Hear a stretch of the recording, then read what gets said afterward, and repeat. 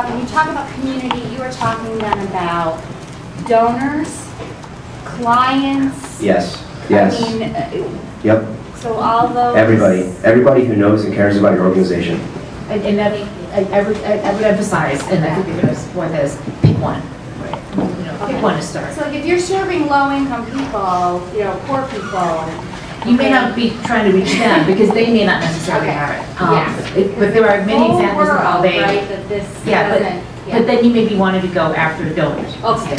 And I actually just wanted to present a different. I actually have a different approach to Twitter as a nonprofit. It's not only about, you know, I mean, I kind of disagree with you respectfully because I don't think it's just about, you know, having a voice on Twitter. It's also about listening in. So to answer your question about why you would want to follow, because it's a really easy way to get a super quick feed of what thousands of organizations, however many you want to follow, a couple hundred, 20 to start, are doing without having to remember to go to all their sites. You can almost augment it as an RSS feed, if that makes sense. Instead of having to get an RSS reader and get everybody's blog updates, most people are now having either an auto feed into their Twitter, or they're somehow they're just mentioning, I blogged this, I blogged that. It's also an easy way to listen in to the buzz of the community in one very quick, digestible format.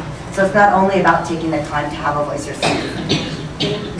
So also just to build a little bit on what we're saying, if you want to ask yourself, why do I want to build this online community? I have another approach as well. It's kind of, there's probably, this is so new that there's probably, you know, 5 different approaches up here. But you know, one of the things that I think is important when it comes to social media is to differentiate between media and the tools. And so a lot of people come from marketing backgrounds who start exploring social media, and some of the theory is developed from that marketing side of things. I come from a media background. I was a public radio producer for 22 years and also produced events and television. So what I think about is media. And I have spent, since 2005, I've spent so much time consuming media online. And I've been trained online to believe that I have a right and a responsibility in some cases to interact with the media that I'm consuming. So if I'm reading a blog and I have an opinion, but I don't share a comment, even if I have time, maybe I feel a little guilty, like I carry around that opinion with me when I could have put it there. I was addicted for a while to a site called Reddit.com, which is like a simplified Craigslist-style version of Dig. I had to have my husband block it because I had submitted a news story after, you know, 3 or 4 stories. One that I submitted blew up, and I had like 3,000 karma points. So it's these little points that reinforce that other people like the story. So 3,000 people had voted up the story. So then I wanted to know, you know, what made them like that story, not the others I submitted. Was it the way I wrote the headline? Was it the timing? You know, what should I, if I submit more stories at that time of day, are people more receptive? So I started exploring and got really addicted to the karma points. But I also, in that process, was getting used to voting up and down other people's stories. So then I go to the New York Times, and I'm reading, and my mouse is going like this. I was looking for a button to click up that I liked a story I was reading on the New York Times website. They don't have those arrows. So an expectation had been built in me. And so now with institutions that are, you know, the American Cancer Society is a really good example. These are institutions that people already feel connected with. KQED, KTH, people already feel connected with those organizations. And they want to share. They want to participate. So if you have people who are used to giving you money, and suddenly they give you money a little bit publicly because of something on a mobile phone or on Twitter, they feel good.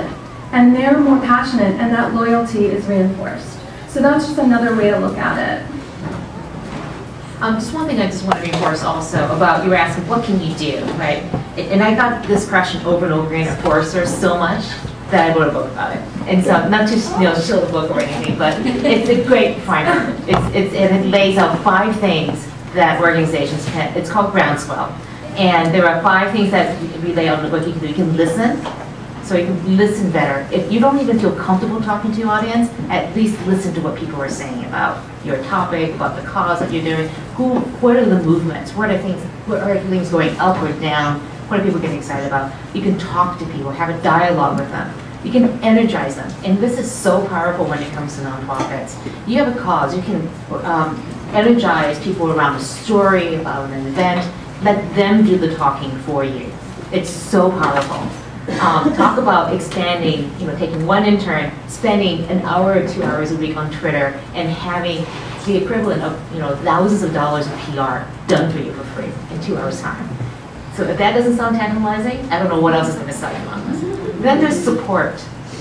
It's interesting you talked about the low cost. There's a very interesting social network there on the homeless network. I think it's called homelessnetwork.com. And what they do is they're a social network of people who are homeless. Now that doesn't make sense because they don't have a home and a computer. They go into public spaces. They go into homeless shelters and increasingly have internet connections. And there's this great story. This one woman was trying to find 2 relatives, couldn't find them, put the descriptions and last sightings into the network and asked them to find the relatives for them. Got reunited with them. Powerful stories like that. So don't count the audience out. And then the last area is innovate and to embrace your constituents out there. I just sent out a tweet where we were talking before about the American Cancer Society tweet, text to raise money. And I also asked a question, this is inspiring to be here, to hear about all the ways that social media can use nonprofits. Send me back examples of how you were personally touched by this. And I've gotten 20 examples back so far. So, and I'll incorporate that into my research. And that's innovating with my community. So. And then part of it is, making sure that you highlight that. So I saw that she was tweeting, so I said, for more information about what we were talking about before, which was the fundraising through text, and I referred to Charlene by her handle so that people would look at the stream that she was working on. So, in effect, saying, look, here's somebody who's talking about something that may be of interest to you. So to her audience. Exactly. I'm going to take one more question over here, and then we're going to continue with that. I was wondering if you guys had any advice about sort of creating systems or guidelines within your organization for using the kind of Web 2.0. Like you said, who you follow sends a message, and then you also said, get an intern doing it 2 hours a week. In my organization, I am the Development and Communications Associate, and then my boss is the Director of Development and Communications, and then there's our Executive Director. So it's like, this stuff is sort of on me because, okay guys, I'm on Facebook, yeah, but who do I add as a friend, who do if I send out a tweet, is that actually, am I now speaking for the organization? These are great best practice, perfect segue, so thank you for asking. Great. You want to take this? Yeah, I mean, this is kind of the universal problematic, to use an academic word, of kind of the splitting of private and public. And for me, I mean, like, everybody follows my own personal Twitter account because I'm an online community person, and my private is public and my public is private, and that's just the way it is. But I also have a TechSoup account. And I think that it's important if you do want to tweet. I mean, I think there's 2 things to remember. One is that nothing is private. And so you're not going to need to be telling people your business because it's always going to be on the web. And people will always connect the dots. So be mindful and be responsible. I mean, the days of kind of high school MySpace accounts and getting back to people in their job searches is a little bit, like, people talk about that already. It's very, people know. But also having multiple accounts is easy. I mean, I have 4 accounts for Twitter for different projects that I'm working on, and clients like Twirl allow you to easily alternate between personas. So that's another thing. And finally, it doesn't really matter if it's you, or you don't need an intern to do this, because we all work on the web, and most of us are used to multitasking. And if you have an interesting thing you want to share, you don't have to kind of farm it out to someone else and say, tweet this. It's just as easy for you to just have it, have your Firefox extension up, tweet it in 140 characters or less, and move on. So I don't think that you need a dedicated staff person to do this that isn't you. But I guess more my question is that I know I will be the person tweeting. Right. But how do I also know in my organization that I don't speak for my organization necessarily. So then it sounds like you need to set up a separate Twitter account for your organization. And I mean... But I don't think my executive director is going to start tweeting. Like, right. I really so it sounds like you need to set up a separate account for your organization and use a client like Twirl. And you can have your own Twitter account for your own whatever you do, and have the work account for, I'm going to be speaking at a panel on digital marketing at JCC, or we just published this article, or sign up for a mobile challenge, those kind of messages, which are just quick shout outs on behalf of your organization. Or we're looking for volunteers to help staff the soup kitchen on Sunday. If you're interested, direct message us at. It sounds like that's what you need to do. And again, if you go to Twitter Packs, you'll see the type of people to follow that are under the umbrella of what you do.